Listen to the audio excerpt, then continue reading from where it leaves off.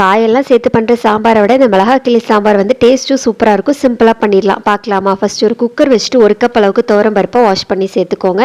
7-8 பல் பூண்டு, காரத்துக்கு ஏற்ற மாதிரி பச்சை மிளகா சேர்த்துக்கலாம். ஒரு மீடியம் சைஸ் வெங்காயம், ஒரு பெரிய சைஸ் தக்காளி ரஃபாக கட் பண்ணி சேர்த்துக்கலாம். 1/2 ஸ்பூன் சீரகம், கொஞ்சமாக காயப்பொடி, மஞ்சப்பொடி, தேவையான அளவுக்கு தண்ணி சேர்த்துக்கோங்க. இது கூடவே 1 ஸ்பூன் அளவுக்கு எண்ணெய் சேர்த்துட்டு குக்கர் மூடி போட்டு 4-5 விசில் விட்டு எடுத்துக்கோங்க. ப்ரெஷர் போனதுக்கப்புறம் கரண்டியோ மத்தோ வச்சு நல்லா கடைஞ்சி எடுத்துக்கலாம். இப்போ சாம்பாருக்கு தேவையான அளவுக்கு தண்ணி சேர்த்து மிக்ஸ் பண்ணி வச்சுக்கோங்க. இப்போ ஒரு பாத்திரத்தில் கொஞ்சமாக எண்ணெய் சேர்த்துட்டு தாளிக்கிறதுக்குள்ள சாமான்லாம் தூக்கி போட்டுக்கோங்க. கடுகு, கொஞ்சம் வெந்தயம், சீரகம், கருவேப்பிலை சேர்த்துக்கோங்க. இதுக்கு மெயினே இந்த காஞ்ச மிளகா தான். நான் ஒரு 5 காஞ்ச மிளகாவை அந்த விதையெல்லாம் எடுத்துகிட்டு சேர்த்துருக்கேன். அதுக்கப்புறமா ஒரு 10-15 சின்ன வெங்காயம் உப்பு போட்டு நல்லா வதக்கி எடுத்துக்கோங்க.